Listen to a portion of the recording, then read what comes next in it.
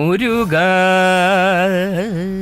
അക്രമങ്ങൾ തുടരട്ടെ, അന്യായങ്ങൾ അധികമാവട്ടെ, കൊലകൾ തുടരട്ടെ, കൊല്ലുന്നവർ ജയിക്കട്ടെ, കളക്ഷൻ അധികമാവനെ. അങ്ങനെ സംഭവിച്ചാൽ അങ്ങേക്കുള്ള ദക്ഷിണകൾ എന്റെ വക അധികമാവും. പരമ്പൊരുളേ മുരുക. മതി മതി നിങ്ങളുടെ ഒരു കഴുതരാഗം. എന്റെ അച്ഛന്റെ വീടിന്റെ അടുത്ത് 5 സെന്റ് സ്ഥലം ഉണ്ടെന്ന് പറഞ്ഞാൽ അത് എപ്പോഴാ വാങ്ങിക്കാൻ പോകുന്നേ? വാങ്ങിയിട്ടാണ് എന്റെ ഈ തലയിലുള്ള മൊത്തം മുടിയും പോയി കഴിഞ്ഞ് എന്തോന്ന് വാങ്ങാനാടി. ശരി, നിന്റെ ഇഷ്ടം, വാങ്ങാം. അതെ, എന്താന്ന് വെച്ചാല് നിങ്ങളുടെ ആ കൂട്ടുകാരന്റെ ഭാര്യയ്ക്ക് അയാള് 20 സെന്റ് സ്ഥലമാണ് അവളുടെ പേരിൽ എഴുതി വാങ്ങിച്ചിരിക്കുന്നത്. അയാള് വെറും ഒരു പോലീസ് അല്ലേ, നിങ്ങളാണെങ്കിൽ ഹെഡ് കോൺസ്റ്റബിള്. അയാളെ പോലെ ഒരു സാധാരണ പോലീസുകാരൻ ഒരുപാട് സ്ഥലം വാങ്ങിച്ചു കൂട്ടുമ്പോ നിങ്ങളെ പോലെ ഒരു പോലീസ് ഹെഡ് കോൺസ്റ്റബിളിന് ഒരു 6 സെന്റ് സ്ഥലവും ഇല്ലെങ്കിൽ പിന്നെ എങ്ങനെയെങ്കിലും വാങ്ങിക്കാൻ നോക്ക്. നീ ഇങ്ങനെ അടുത്ത് വന്ന് നിൽക്കുമ്പോ എന്റെ മൂഡ് മാറുകയാണ്. വാങ്ങാം, എന്തായാലും നമുക്ക് വാങ്ങാം.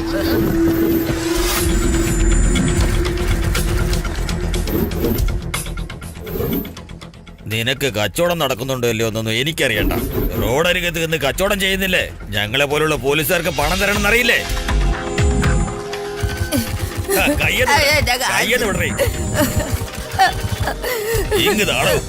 ദ്രോഹികളെ, ഒരിക്കലും നന്നാവില്ലടാ. നീയൊക്കെ നശിച്ചു പോത്തേ ഉള്ളൂ. മര്യാദക്ക് കാശ് കെടുക്കടാ. വിട്ടോ. തനിക്കെന്താടോ? അവന് സൈഡാക്കാൻ പറ. സാറേ, ഇവന്റെ അടുത്ത് പേപ്പറെല്ലാം ഉണ്ട്. പേപ്പറൊക്കെ ശരിയാണെന്ന് എനിക്കറിയാടോ. താക്കോല് വേണമെങ്കിൽ 500 രൂപ തന്നിട്ട് പോകും. എന്റെ 400 ഉള്ളു ചേട്ടാ. ആടോ എന്താടാ നിന്റെ അപ്പം ഭയങ്കര കൈക്കൂലിക്കാരനാണല്ലോ. 100 രൂപ കുറവാണത്ര. സാരമില്ല, താക്കോൽ എടുത്തുകൂട്. എന്നാ സാറേ താക്കോല്. താൻ എന്തായി ചെയ്യുന്നത്? മൊബൈലിലെ പടം പിടിച്ചോണ്ടിരിക്കുവായിരുന്നു. പിടിച്ച് ഞാൻ പറയുന്ന പോലെ ചെയ്യുവാണെങ്കിൽ അച്ഛനെ കഷ്ടപ്പെടുന്നൊക്കെ ഞാൻ അമ്മയ്ക്ക് കാണിച്ചു കൊടുക്കാം. അതും അല്ലെങ്കിൽ മേലുദ്യോഗസ്ഥരെ കാണിക്കാം. എടോ ഗോപാല. എന്താ സാറേ? കണ്ടോ, അന്ന് ഞാൻ എന്റെ ഭാര്യയോട് പറഞ്ഞതാ, മകന് പകരം മാരകത്തെയാ ഉണ്ടാക്കിയിരിക്കുന്നവള്. അച്ഛന് പണി തരാൻ നോക്ക. അതൊക്കെ വിട്ടേക്ക് സാറേ, എല്ലാ പിള്ളേരും ഇങ്ങനെയൊക്കെ തന്നെ. നമ്മളതൊന്നും ശ്രദ്ധിക്കാൻ പോകണ്ട. ഗുരുത്തം കെട്ടവനെ, നിനക്കിപ്പോ എന്താ വേണ്ട? കാശ് വേണം, കാശ്. ആ പൈസ തരില്ല, സ്ഥലം കാലിയൊക്കെ. സ്വന്തം മോനോട് ഇങ്ങനെ നുണ പറയാതെ. ഇന്നത്തെ കളക്ഷൻ എത്രയുണ്ടെന്ന് എനിക്ക് നന്നായിട്ട് അറിയാം. എനിക്കുള്ളിങ്ങ് തന്നേക്ക്. നിനക്കുള്ളത് ഇതെന്താണോ? നിന്റെ അപ്പൂപ്പന്റെ സ്വത്താണോ? 1 മണിക്കൂർ ഇവിടെ വന്ന് നിന്ന് നോക്കടാ. അടി മുതൽ മുടി വരെ കത്തും. മൂത്രം ഒഴിക്കുമ്പോ വിവരം അറിയും. അപ്പൊ അറിയാം അതിന്റെ കഷ്ടപ്പാട്. അവിടെ എന്താ നോക്കുന്നേ? എന്താടാ നോക്കുന്നേ? അവരും ഞങ്ങള് തമ്മിൽ വലിയ വ്യത്യാസമൊന്നുമില്ല. അവര് വണ്ടി നിന്നതിന് ശേഷം മേടിക്കും, ഞങ്ങള് വണ്ടി നിർത്തി മേടിക്കും. ഒരു വ്യത്യാസമുണ്ട്. എന്തേ? അവര് യൂണിഫോം വിടാതെ ഭിക്ഷ എടുക്കുന്നു, നിങ്ങൾ ഇട്ടോണ്ട് ഭിക്ഷ എടുക്കുന്നു. തെറ്റാടാ. നീ ഞങ്ങൾക്ക് മകനായി ജനിച്ചതാണ്. അത് 20 വർഷം മുമ്പ് ചിന്തിക്കണമായിരുന്നു. നാളെ എന്റെ പിറന്നാള്, 27 വയസ്സാകാൻ പോവാ. അതിനു വേണ്ടി കാശ് ചോദിച്ചേ. എടാ ചെക്ക, പിറന്നാള് സ്വന്തമായിട്ട് അധ്വാനിച്ചിട്ട് ആഘോഷിക്കണോടാ. അച്ഛനോട് കാശ് മേടിച്ചിട്ടാണ് അവിടെ ആഘോഷിക്കാൻ പോകുന്നത്. എടാ, ഞാൻ ഒരു കാര്യം പറയാൻ കേട്ടോ. ഈ യൂണിഫോം ഞാൻ ധരിച്ചിരിക്കുമ്പോഴേ നിനക്ക് മര്യാദയുള്ളൂ. ഇത് ഞാൻ അഴിച്ചാലുണ്ടല്ലോ, പിന്നെ ഒരു നായ പോലും കാല് കവച്ച് വെച്ച് നിന്നെ തിരിഞ്ഞു നോക്കില്ല. നന്നാവൂലടാ, നീ ഒന്നും ഒരിക്കലും നന്നാവൂല. നിന്നെ ഒന്നും പറഞ്ഞിട്ട് കാര്യമില്ല. ഇനി എന്റെ കൺവെട്ടത്ത് വന്നു പോരുത് എന്നൊക്കെ പറഞ്ഞ് നിന്റെ അച്ഛൻ നിന്നെ വഴക്ക് പറഞ്ഞു കാണുമല്ലോ. എങ്ങനെയാ ഇതൊക്കെ? പിന്നല്ലാതെ, മാതൃഭാഷയിൽ പോലും മാറ്റങ്ങൾ സംഭവിക്കാം. പക്ഷെ കാലം കാലമായി നമ്മുടെ തന്തമാര് പറയുന്ന ഭാഷയിൽ ഒരു മാറ്റവും ഇല്ല. പിന്നെന്താ, രൂപത്തിലും പേരിലും മാത്രമേ സാദൃശ്യമില്ലാതുള്ളൂ. ഈ അപ്പന്മാരുടെ കാര്യം ഒന്നും പറയാണ്ടിരിക്കാൻ നല്ലത്. അവരുടെ പറച്ചിൽ കേട്ടതൊന്നും വലിയ മുതലാളിയാണെന്ന്. അതൊക്കെ വിട്ട് കളഞ്ഞേക്ക്. ഒരു ചെവിന്ന് കേട്ട് അടുത്ത ചെവിന്ന് മറന്നേക്കുക. എടാ, എല്ലാ തന്തമാരും നമ്മള് മക്കളെ ഫ്രണ്ട്സ് ആയിട്ട് കണ്ടാലുണ്ടല്ലോ, പിന്നെ നമ്മളൊക്കെ ഫ്രണ്ട്സ് ആയിട്ടിരിക്കുന്നതിൽ ഒരു അർത്ഥവും ഇല്ല. അവരങ്ങനെ ആയതുകൊണ്ടല്ലേ നമ്മളിങ്ങനെ വെറുതെ ആവശ്യമില്ലാത്ത കാര്യങ്ങൾ പറഞ്ഞിങ്ങനെ സമയം കളയാതടാ. നമുക്ക് ആഘോഷിക്കാടാ. അത് ശരിയാ. ബർത്ത്ഡേ ബേബി, ആ താക്കോൽ ഇങ്ങോട്ട് തന്നെ മദ്യപിക്കാനാ. പിന്നെ പിറന്നാളിന്റെ അന്ന് 2 പിടിപ്പിച്ചില്ലല്ലോ. എങ്ങനെയാ? നിങ്ങൾ ഇവിടെ തന്നെ നിൽക്കേ, ഞാൻ കൊച്ചിനെയും കൊണ്ട് വരാം. അച്ഛാ, ഞാൻ കോളേജിൽ പോകുവാണ്. എന്നാ അങ്ങനെ ആവട്ടെ മോളെ, സൂക്ഷിച്ചു പോ. സ്വന്തം അപ്പന്റെ മോന്തയ്ക്ക് പോലും നോക്കാത്ത ഒരു മോളാണ് എന്റെ മോള്. സന്തോഷായി എനിക്ക്. പിന്നൊരു കാര്യമുണ്ട്, ശ്രീധരത്തിന്റെ കാര്യം ഓർക്കേ വേണ്ട. അതെ, മുത്തന്നെ വിളിച്ചോ? ചെറുക്കന് ഐഡിയല്ല ജോലിയുള്ള. അദ്ദേഹത്തിന് 5 പവനാ, എന്റെ അനിയത്തിക്ക് 50 പവനാ. വേഗം റെഡിയാക്കാൻ നോക്ക്. സുന്ദരിയാണെന്ന് വിചാരിച്ച് നിന്നെയല്ലേ ഞാൻ കെട്ടിയത്. എന്ന് വെച്ച് നിന്റെ കൂടപ്പുറപ്പുകളൊക്കെ എനിക്ക് കരകയറ്റാൻ പറ്റും. നിന്റെ അച്ഛനൊരുത്തനുണ്ടല്ലോ, ഇനീഷ്യലിന് വേണ്ടിയാ പിടങ്ങിയ മുത്ത്. എന്റെ ജീവിതം നിനക്ക് വേണ്ടി ഉഴിഞ്ഞു വെച്ചിരിക്കല്ലേ. അതുപോലെ വെച്ച സ്ഥലത്ത് പോയി നോക്കും മനുഷ്യ. അനങ്ങാതെ കിടക്കടാ. വെള്ളം അടിച്ച വയറ്റി കിടക്കണം, മാറി കിടക്കണം. ഇനി ഒരിക്കലും വെള്ളം അടിക്കരുത്. എടോ മീസേ, താക്കോല് എവിടെ? ഇവിടെ വണ്ടി പോലും കാണുന്നില്ല. അന്നേരം ആ താക്കോല്. എന്ത് വണ്ടി കാണുന്നില്ല സാറേ? പോക്കറ്റിൽ നോക്കച്ചാ. എവിടെ മീസ നിന്റെ പോക്കറ്റ്? നിങ്ങളുടെ പോക്കറ്റ് നോക്ക്. ഹൃദയ, നിന്റെ പോക്കറ്റിൽ നോക്കിയേ. എന്റെ പോക്കറ്റിലോ? ഇതെന്തോ രസീതാണല്ലോ. എന്താണ് ഇവിടെ നമ്മൾ ആത്തുന്ന സ്റ്റേഷനിൽ പോയില്ലേ? വണ്ടി കാണുന്നില്ല സാറേ. വണ്ടി കാണുന്നില്ല, എന്ത് പറ്റി?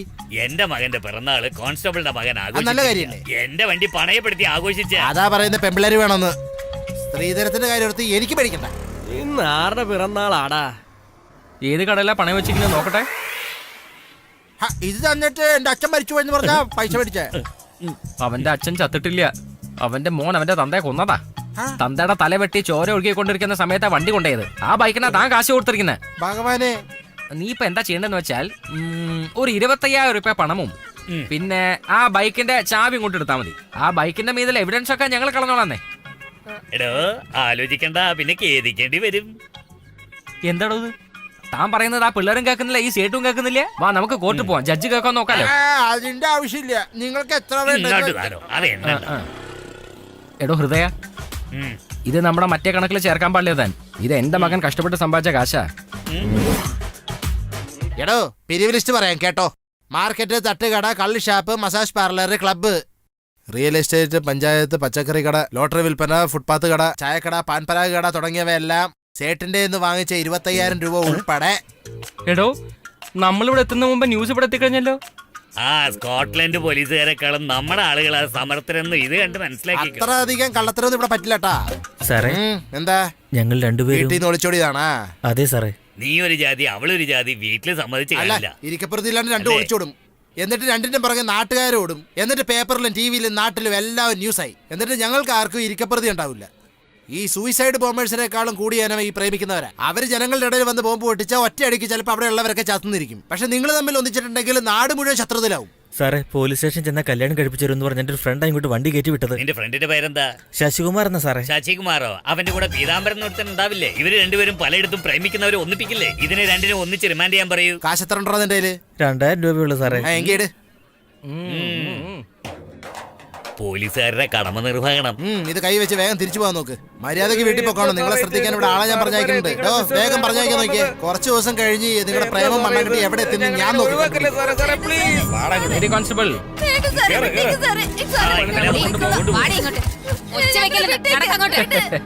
ഈ സിംഹം ചെയ്തത് കണ്ട് അങ്ങാടിപ്പുറത്ത് 4 പോലീസ് കോൺസ്റ്റബിൾ സല്യൂട്ട് അടിക്കാൻ പോകുന്നുണ്ട്. ഞാൻ എന്റെ കടമയല്ലേ ഇത്. എന്താ പറഞ്ഞ 1000 രൂപ തിരിച്ചു കൊടുത്തില്ലേ? അതന്നെ. അത് പോട്ടെ, ഈ മാസം കളക്ഷൻ എത്ര ഉണ്ട്? വളരെ മോശമാണ്. അല്ലെങ്കിൽ ഒരു കോടി എന്തോ കിട്ടുന്ന ഈ പോലെ. മാസം എനിക്കും പ്രതീക്ഷിച്ച വരുമാനം ഇല്ല.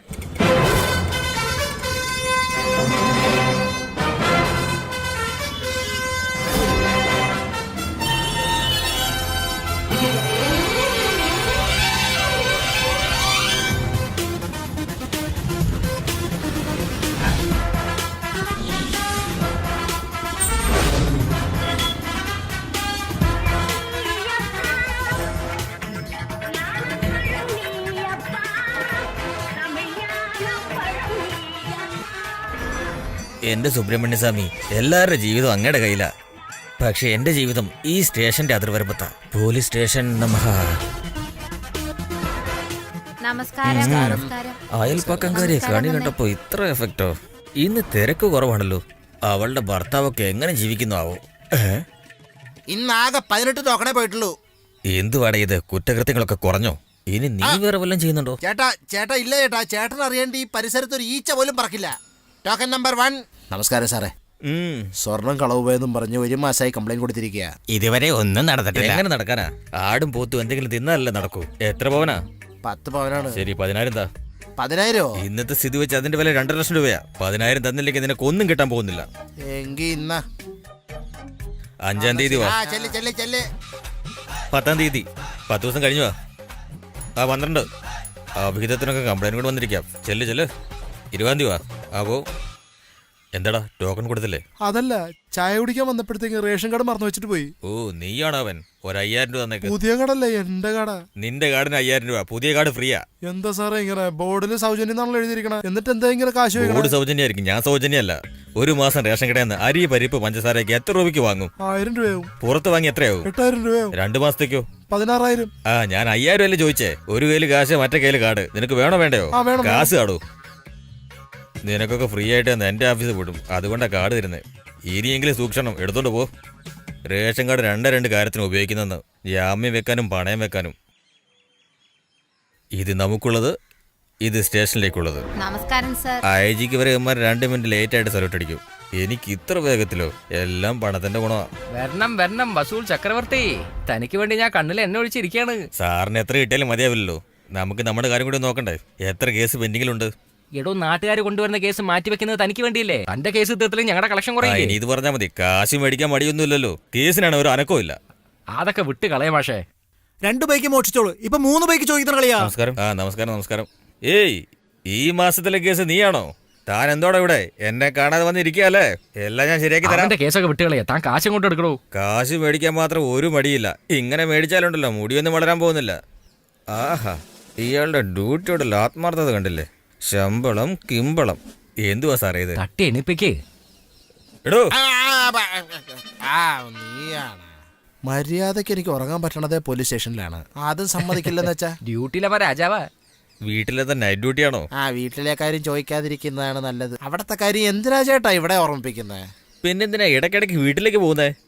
താൻ ആള് കൊള്ളാൻ കേട്ടോ. നമ്മുടെ ക്വാർട്ടേഴ്സിന്റെ ഓപ്പോസിറ്റിൽ ഒരു സുന്ദരിയായ പെണ്ണ് നിൽക്കുന്നത് കണ്ടോടാ.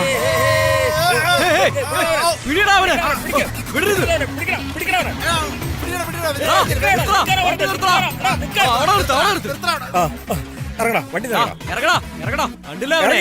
നോക്കിയതാ എന്തുവാടേ? വണ്ടി ഇടിച്ചിട്ട് അങ്ങനെ പോവാന്ന് വിചാരിച്ചാ? കണ്ടില്ലേ, ഇൻഡിക്കേറ്റർ, ബാക്ക് ലൈറ്റ് എല്ലാം പോയി. പെട്ടെന്നാണ് 2 രൂപ എടുത്ത്. ടയറിന്റെ റിമും വളഞ്ഞിട്ടുണ്ടോ? ഓ അങ്ങനാണോ? എന്നാ പിന്നെ 2500 പെട്ടെന്ന് താടോ. എന്റെ കയ്യിലില്ല സാറേ. കേട്ടില്ലേ, കാശില്ലെന്ന്. എന്നാ പിന്നെ വണ്ടി ഇവിടെ തന്നെ നിൽക്കട്ടെ. ഒരു കാര്യം ചെയ്യാം, കാശ് തന്നിട്ട് വണ്ടി എടുത്തോ. ലോറിയുടെ നീളത്തിൽ തടി തള്ളി നിൽക്കും തട്ടാന്നറിയില്ലേ? ആഹാ, ഇങ്ങനൊരു സംഭവം ഉണ്ടായിരുന്നു. എന്നാ പിന്നെ വണ്ടി ഇവിടെ തന്നെ നിൽക്കട്ടെ. ട്രാഫിക് ഒക്കെ ക്ലോസ് ചെയ്തേ. വേണ്ട സാറേ, പ്ലീസ് വേണ്ട സാറേ. എടാ വിളിക്കടാ. വേണ്ട സാറേ, വേണ്ട. അവനെ അറിയത്തില്ല ഞാൻ ആരാണെന്ന്. അളിയ എന്റെ അടുത്ത് വിട്ടേക്ക്. ഇന്ന് വൈകുന്നേരത്തുള്ള കാശ് ഇവന്റെ അടുത്ത് നിന്ന് അടിച്ചെടുക്കാന്ന്. ഇതാ സാറേ, ഓണർ ലൈനിലുണ്ട്. പിന്നെ ഫോണിലൊന്നും സംസാരിക്കാൻ പറ്റില്ല. നേരിട്ട് വരാൻ പറ. ദേ കണ്ടില്ലേ, ഫോണിൽ സംസാരിക്കാൻ. എടാ നേരിട്ട് വരാൻ പറയാ. ശരി സാറേ.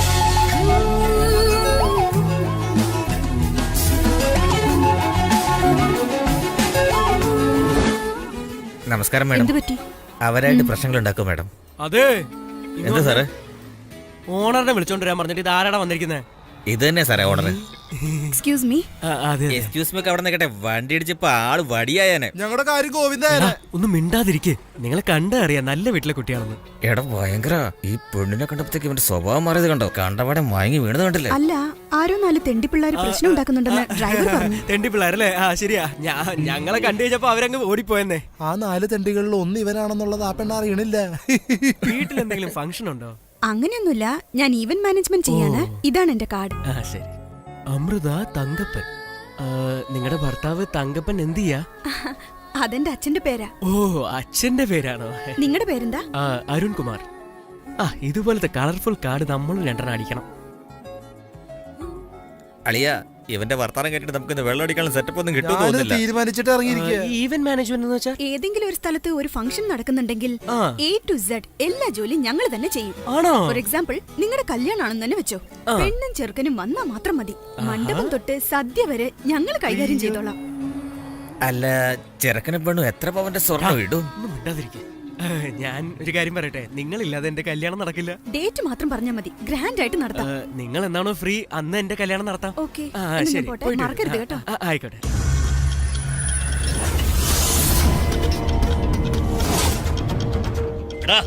ഉപ്പിടാൻ പറഞ്ഞ പറ്റില്ലെന്ന് പറയുന്നോടാ.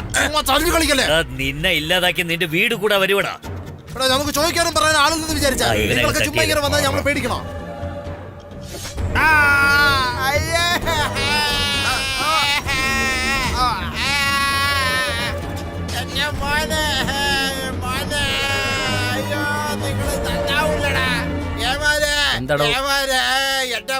എന്തോ തന്റെ മകൻ നാടോട്ട് പോയി. തൽക്കാലം അവിടെ ചെന്നൊരു കംപ്ലൈന്റ് എഴുതിയ സ്ഥലം വിട്ടോ. കിട്ടിയ വിവരം അറിയിക്കാം. എന്താ? ആരാ വെട്ടിയത്? കരുണാകരനാണ്. എന്ത് കരുണയാ സാറേ? കാര്യം എന്താ സാറേ, പ്രശ്നമാണോ? സംഭവിച്ചതിന് വേണ്ടിയുള്ള ശമ്പളം കൂലിയില്ലാതെയാ ഇന്ന് ഞാൻ കൊല നടത്തിയിരിക്കുന്നു. ആ കിളവന്റെ കയ്യിൽ നിന്ന് ഒപ്പിട്ട് വാങ്ങിയേക്ക്.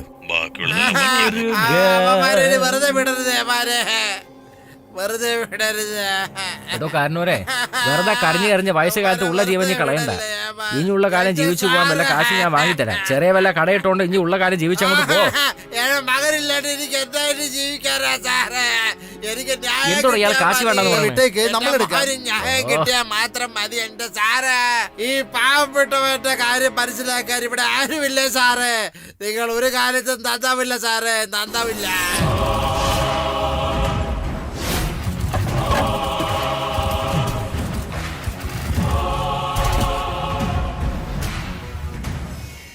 പത്ത് ബലൂൺ ഷൂട്ട് ചെയ്ത 1000 രൂപ പ്രൈസോ? അതെ. എന്നാ നീ ചെയ്തേ?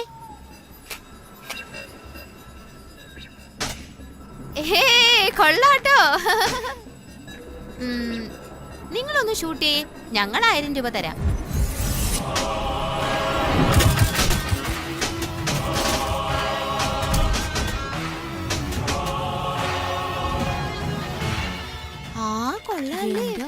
എത്ര ബലൂണാ പൊട്ടിച്ചത്?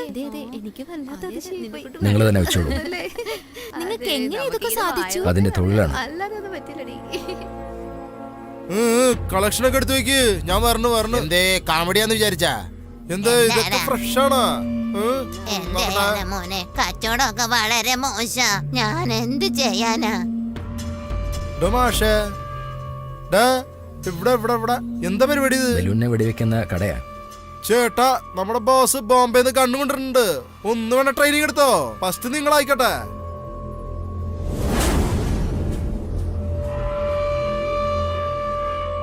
അതെ, ബലൂൺ നോക്കി വെടിവെക്കാനാണോ വന്നേ? ആളെ നോക്കി വെടിവെക്കും മാഷേ. ബലൂൺകാരാ പോയില്ലടാ അവിടെ. പോടാ, ഒന്ന് പോടാ. പോടാ. എന്താ ചേട്ടാ ഇവനെ നിർത്തിക്കൊണ്ട് വെടിവെക്കണേ? നമ്മുടെ മുമ്പിൽ ഒരുത്തൻ ഇങ്ങനെ തോക്കും പിടിച്ചിട്ട് നമ്മൾ നിൽക്കോ? നമ്മൾ ഓടില്ലേ? അതുകൊണ്ട് ഇവനെ ഓടിച്ചിട്ട് വെടിവെക്ക്. ഓടാൻ.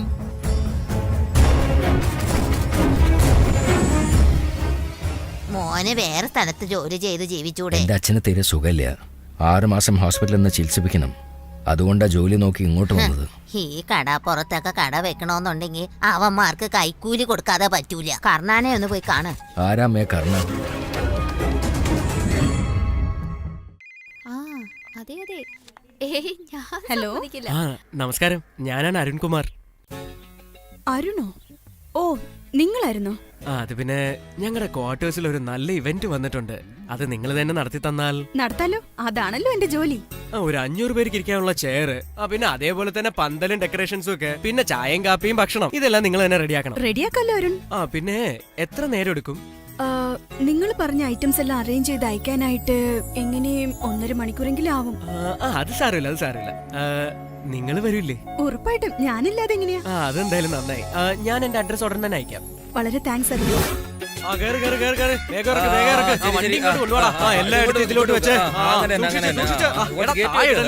ഇവനെ പോലെ ഒരു 4 പേര് കിട്ടിയാൽ മതി. അതെ അതെ. 3 ദിവസം എന്ന് പറഞ്ഞ അവസാനം 3 ആഴ്ച എടുത്തുള്ള തള്ള. Excuse me. ഇവന്മാരെന്തിനാണ് സംസാരിച്ചോണ്ട് നിൽക്കുന്നത്? നിങ്ങൾ ചെല്ലും, ഞങ്ങൾ നോക്കിക്കോളാം. നടക്കട്ടെ. നമസ്കാരം. വരൂ. എന്തായാലും നിങ്ങൾ കറക്റ്റ് സമയത്ത് തന്നെ എത്തി കേട്ടോ. ഞാൻ വരില്ലയോ എന്ന് പറഞ്ഞ് പേടിച്ചിരിക്കായിരുന്നു. എന്താണ് ആശാനെ ഇങ്ങനെയാണോ വായിക്കുന്നത്? എനിക്ക് തന്നെ.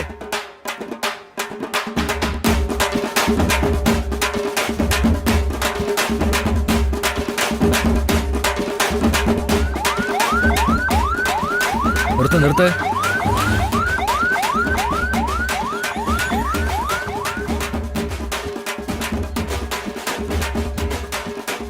അമൃത അങ്ങോട്ട് നോക്കി. നോക്കി അതൊക്കെ മെല്ലെ പിടിക്കാം. നോക്കി വെക്കേ.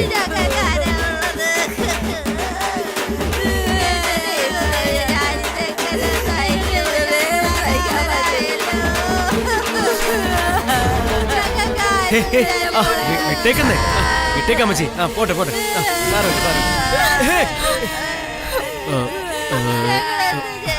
അമൃത, അല്ല എന്ത് പറ്റി? എന്തിനെങ്ങനെ ദേഷ്യപ്പെടുന്നത്? നിങ്ങളെ വിശ്വസിച്ച് വന്നത് എന്റെ തെറ്റാ.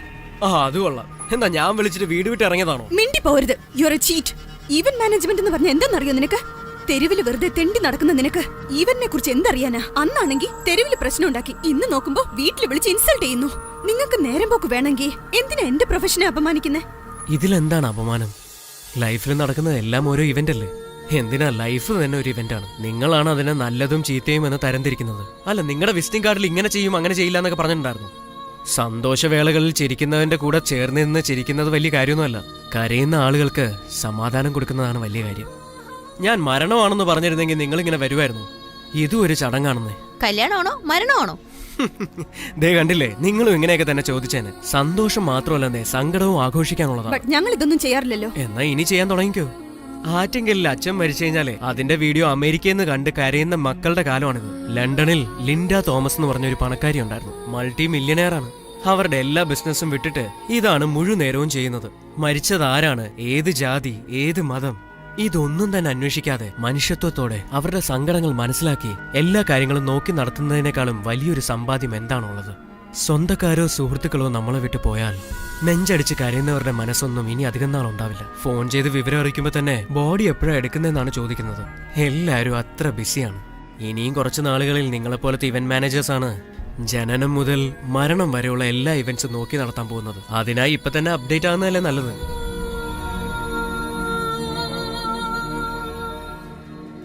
ഇങ്ങനത്തെ സമയത്ത് നമ്മുടെ പിള്ളേരെ എത്ര ഉത്സാഹത്തോടെയോ ജോലി എന്ന് കണ്ടില്ലേ നീ? നിന്റെ മകളെ കൊണ്ട് ഇങ്ങനത്തെ കാര്യത്തിൽ എടുത്തു ചാടി ജോലി ചെയ്യാൻ പറ്റുമോ?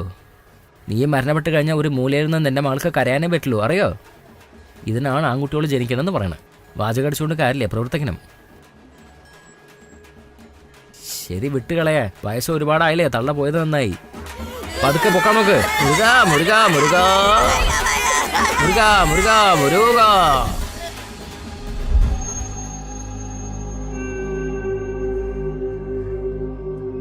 വളരെ ഉപകാരമുണ്ട്. നിന്റെ കൂട്ടുകാരന്റെ മുത്തശ്ശിയല്ല, നിന്റെ മുത്തശ്ശ മരിച്ചെന്ന രീതിയിലാണ് നീ ഇവിടെ കാര്യങ്ങളൊക്കെ ചെയ്തു തീർത്തത്. വളരെ ഉപകാരം. അതൊന്നും സാരമില്ലെന്നേ. ആ ബില്ലിങ് തന്നെ ഇന്നാ വെച്ചോളൂ. ഒന്നും വിട്ടിട്ടില്ലല്ലോ അല്ലേ? എന്റെ ഭഗവാനെ, എന്താ ആശാന, എന്തു പറ്റി? ആ എഴുന്നേക്കുന്നേ. സംഭവിച്ചത്? അല്ല, ഇങ്ങനെ ഷോക്ക് ആവേണ്ട കാര്യമൊന്നുമില്ല. കാശ് എടുത്തോണ്ട് വന്നാ പോരെ. എന്റെ അമ്മയ്ക്ക് ഞാൻ ഓപ്പറേഷൻ ചെയ്താണ് വലിയ ആമക്കളുണ്ടായുള്ള ഗുണം. പിന്നെ സൗജന്യമായിട്ടല്ലേ ചെയ്യുന്നത്? അനിയ ഇത് ആരെ കണക്കാ? കീർത്തിയായിട്ടുണ്ടല്ലോ. ഞാനിട്ട് കണക്കല്ല. അതെയോ? എന്നാ വരട്ടെ. ശരി, നീയൊക്കെ അനുഭവിക്കൂടാ. ആ എന്നാ ഇരിക്കട്ടെ. എനിക്കെന്തിനാ ഇത്രയും പണം? ഞാൻ തന്നെ കുറഞ്ഞു പോയെന്ന് വിചാരിച്ചിരിക്കായിരുന്നു. ആ ഇത് പിടിച്ചേ, വാങ്ങിക്കാനല്ലേ പറയുന്നത്. എല്ലാം ശരിയാണോന്ന് എണ്ണി നോക്ക്. ആ നമ്മളിപ്പോ ബിസിനസ് പാർട്ട്നേഴ്സ് ആയില്ലേ, പിന്നെ നമുക്കിടയിൽ എന്തിനാ ഇങ്ങനെ ഫോർമാലിറ്റീസ്? നിങ്ങളും നിങ്ങളുടെ ഫ്രണ്ട്സും ജോലി ചെയ്തേന് എനിക്കെന്തിനാ കാശ്? ഞാൻ കുറച്ച് സാധനങ്ങൾ അയച്ചല്ലോ, അതിന്റെ പേയ്മെന്റ് മാത്രം തന്നാ മതി. അതൊന്നും സാരില്ലെന്നേ. ഞാൻ പറഞ്ഞതുപോലെ നമ്മളിപ്പോ ബിസിനസ് പാർട്ട്നേഴ്സ് അല്ലേ. നമ്മൾ ഇനിയും വലിയ വലിയ പ്രോജക്ട്സ് ഒക്കെ ചെയ്യില്ലേ, അപ്പൊ നോക്കാവുന്നേ. ഇപ്പൊ നിങ്ങൾ ചെല്ല്. പാർട്ട്ണറോ? ആ ചെല്ലുന്നേ. താങ്ക്സ് കേട്ടോ. ശരി, അടുത്തത് നമുക്ക് വലിയ പ്രോജക്റ്റ് ചെയ്യണം കേട്ടോ. ആ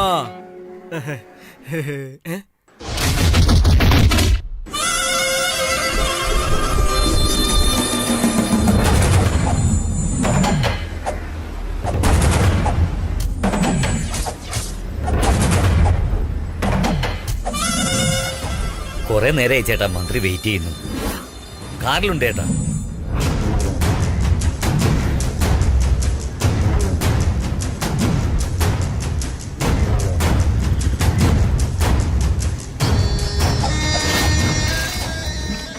എന്താ മിനിസ്റ്റർ, പ്രശ്നം വന്നാൽ മാത്രമേ നിങ്ങൾ ഈ കാരണനെ ഓർക്കുള്ളൂ. ചെയ്യാൻ പോണെന്ന് എനിക്ക് അറിയണ്ട. ആ ഡോക്യുമെന്റ്സ് എന്റെ കയ്യിൽ. അതൊക്കെ ഞാൻ നോക്കിക്കോളാം. സാറ് പേടിക്കണ്ട. എന്നാ ശരി.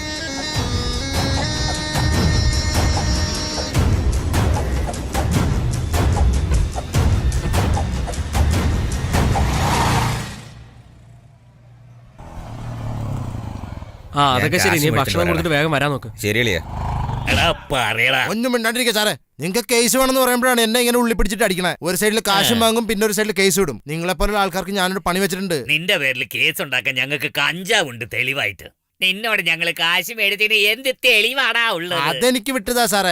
ആക്ച്വലി നിയമപ്രകാരമേ എന്നെ ഇങ്ങനെ കോർട്ടിൽ കൊണ്ടുപോണ്ട് ഇങ്ങനെ അറസ്റ്റ് ചെയ്ത് അകത്തിരുത്തുന്നത് വലിയ തെറ്റാണ്. അത് തന്നെ നിങ്ങൾ അകത്ത് പോകാനുള്ള എല്ലാ ചാൻസസും ഉണ്ട്. ഇവൻ നിയമം സെക്ഷൻ എന്നൊക്കെ പറയുന്നത് ഒന്നും മനസ്സിലാകുന്നില്ലല്ലോ. നിന്നെ ഞാൻ അടിച്ച് ഇല്ലാതാക്കൂടാ. അവൻ നിയമം സംസാരിക്കുന്നില്ലല്ലോ. നിയമം ഇനി 1 മണിക്കൂർ കൊണ്ട് നിന്നെ ഞാൻ കോടതിയിലേക്ക് കൊണ്ടുപോകും. അവിടെ ജഡ്ജിയുടെ മുമ്പിൽ വെച്ച് സംസാരിക്കണം. നിയമത്തെ കുറിച്ച് അവൻ എന്നെ പഠിപ്പിക്കാം. അച്ഛനേക്കാൾ നിയമം അവനറിയാം. ചോറുണ്ടെന്ന് വെച്ചില്ലേ, സ്ഥലം വിടറാ. ചെലവിനുള്ള കാശ് എന്നാ പൊക്കോളാം. നീ എന്റെ കയ്യിൽ കാശ് തന്നു വെച്ചിട്ടുണ്ടോ? കൈ നീട്ടിയ കാശ് തരാൻ ഞാൻ എന്തോന്ന് ATM മെഷീനോ? ATM മെഷീനിലല്ല ഞാൻ കൈ നീട്ടിയത്. അച്ഛൻ എല്ലാവരുടെ കയ്യിൽ നിന്ന് കൈ നീട്ടി കാശ് പിടിക്കാനല്ല, ചെലവിനുള്ള കാശ്. അങ്ങനെ പറ. കേട്ടല്ലോ ഹൃദയ, ആമ്പിള്ളേർ ജനിക്കുമ്പോ ഇങ്ങനെ വേണം ജനിക്കാൻ. നിന്റെ മകൻ തന്നെ അവൻ. മകനെ മര്യാദയ്ക്ക് വളർക്കാൻ നോക്കണം, അല്ലെങ്കിൽ ഇങ്ങനത്തെ ചോദ്യങ്ങൾക്കൊക്കെ മറുപടി പറയേണ്ടി വരും. ഇതിനാണ് പെമ്മക്കൾ ഉണ്ടാവണമെന്ന് പറയുന്നത്. സ്ത്രീധനം മാത്രം റെഡിയാക്കിയാൽ മതി. ഇപ്പോഴൊക്കെ കഞ്ചാവിന് എന്ത് വിലയാണെന്ന് അറിയാവോ സാറേ? എന്റെ കയ്യിലുണ്ടായിരുന്നു, ഞാൻ നല്ല വിലയ്ക്ക് അത് വിറ്റാനെ. എന്റെ നാട്ടില് ചങ്ങായിമാർക്ക് കൊടുത്തിരുന്നെങ്കിൽ അവര് നല്ല വിലയ്ക്ക് വിറ്റ് തന്നേനെ. ഇപ്പൊ നിങ്ങളുടെ കൈ കിട്ടിയപ്പോഴത്തേക്ക് ഇപ്പൊ നമുക്ക് അതില്ലാണ്ട്. ശരിയാക്കുന്നുണ്ട്. കഞ്ചാവ് അടിച്ചു മാറ്റാം.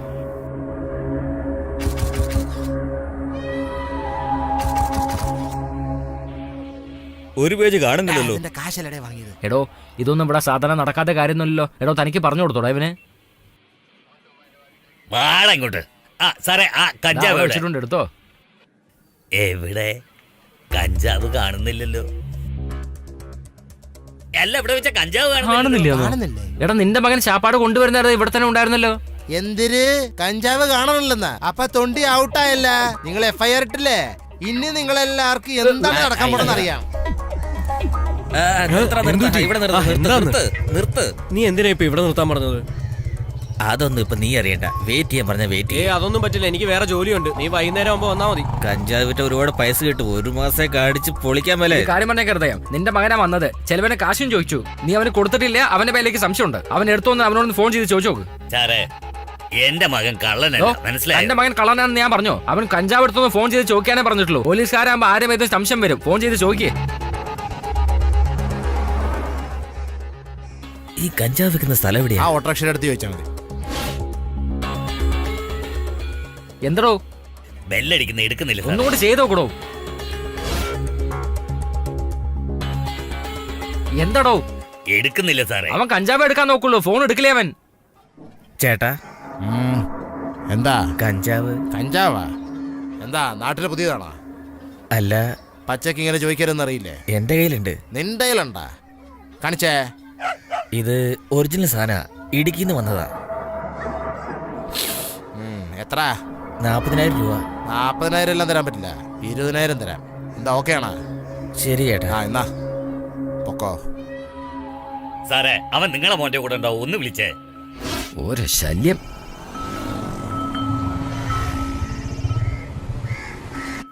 ഹലോ. ആ പറഞ്ഞോ അച്ഛാ. എടാ, നീ ഇപ്പൊ എവിടെയാ? ഞാൻ മാനന്തവാടി എത്തി. ആണോ? ഒരു കാര്യം പറയാനുണ്ട്. ഇവിടെ സ്റ്റേഷനിൽ ഒരു ചെറിയ പ്രശ്നം. ഒരു അക്യൂസിനെ കയ്യിൽ കഞ്ചാവ് വെച്ചോണ്ട് സ്റ്റേഷനിൽ കൊണ്ടുവന്ന് വെച്ചിട്ടുണ്ടായിരുന്നു. ആണോ? ഇപ്പൊ പെട്ടെന്ന് നോക്കുമ്പോ കഞ്ചാവിന്റെ പൊതി കാണുന്നില്ല. അവനായിരിക്കും എടുത്തത്. 1 മണിക്കൂറിനുള്ളിൽ ആ അക്യൂസിനും കഞ്ചാവ് പൊതിയും ഞങ്ങളെ കോർട്ടിൽ പ്രൊഡ്യൂസ് ചെയ്തില്ലെങ്കിൽ ഞങ്ങളുടെ പണി തെറിക്കും. നിന്റെ കൂടെ ഉണ്ടല്ലോ ആ ഹൃദയന്റെ മകൻ, അവൻ ഇപ്പോഴും വന്നിരുന്നു. അവന്റെ നോട്ടം നിൽക്കുന്ന അത്ര ശരിയല്ല. എനിക്ക് അവനെ തന്നെ സംശയമുണ്ട്. ഒരു പക്ഷെ അവൻ അത് എടുത്തിട്ടുണ്ടെങ്കിൽ അവന്റെ കയ്യിൽ നിന്ന് വാങ്ങിത്താ മോനെ. കാര്യത്തിന്റെ ഗൗരവം അറിയാതെ നിങ്ങൾ വെറുതെ കളിക്കല്ലേ. ആ ശരി അച്ഛാ, എന്നാ നിങ്ങൾ ഉടൻ തന്നെ മാനന്തവാടി എത്തിയാൽ മതി. ഞാൻ അവിടെ ഉണ്ടാവും. ഞങ്ങൾ ഇപ്പൊ തന്നെ എത്തിയേക്കാം. നീ പെട്ടെന്ന് മേടിച്ചു നോക്കിയേ. ഓക്കെ ഇതാ എത്തിക്കഴിഞ്ഞു. സാറേ, അവൻ എന്താ മാനന്തവാടിക്ക് വരാൻ പറഞ്ഞിട്ടുണ്ട്. ആ കാശ് കിട്ടി അടിച്ചു കൊടുക്കണം, കാശ് കിട്ടി അടിച്ചു കൊടുക്കണം, കാശ് കിട്ടി അടിച്ചു കൊടുക്കണം, കാശ് കിട്ടി ഇന്ന് തകർക്കണം. കഞ്ചാവ് എവിടാ? ഞാൻ വിറ്റു. നിനക്കെങ്ങനെ മനസ്സിലായി? നമ്മുടെ അച്ഛന്മാരൊക്കെ പോലീസിൽ ഉള്ളിടത്തോളം കാലമൊക്കെ നമുക്ക് മര്യാദയുള്ളൂ. അത് തൊലയ്ക്കാൻ നോക്കല്ലേ. എന്ത് കൊന്തായാലും സാരമില്ല, കുളമാക്കായിരുന്നാ മതി. അവൻ എവിടെയാണോ ഉള്ളത്? ഇതാ ഇവന്റെ അടുത്ത കൊടുത്തേ. ആ എടാ, ഇവൻ നിനക്ക് കഞ്ചാവ് വിറ്റില്ലേ? അതിങ്ങ് തന്നെ. ഇവിടെ കഞ്ചാവ് കോപ്പൊന്നും തന്നില്ല. നിങ്ങൾ അങ്ങനെ പറഞ്ഞാ എങ്ങനെയാ? എന്റെ അച്ഛൻ പോലീസിലാ, മര്യാദ എടുക്കാൻ നോക്ക്. ഓ, ഞാൻ കൊടുത്ത 20,000 അതിന് തിരിച്ചു കിട്ടണമെങ്കിൽ 60,000 തരണം. ആഹാ, അത് പള്ളി പോയി പറഞ്ഞാ മതി. എടുക്കടാ. കൈ തരാനല്ലേ പറഞ്ഞത്? ആടോ. ഏയ്. ആ, അവനെ പിടിക്കടാ. അടിയ വേണ്ട വേണ്ട. എടാ നിക്കടാ, നിക്കടാ. നിന്നോടാ പറഞ്ഞ നിക്കാൻ. പുലി പോലെ പിടിക്കാൻ നിൽക്കണ്ട.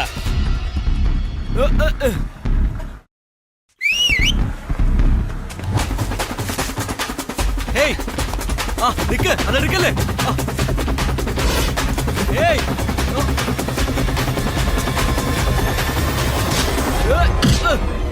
അതിങ്ങ് തരാനല്ലേ പറഞ്ഞത്. ഏയ്,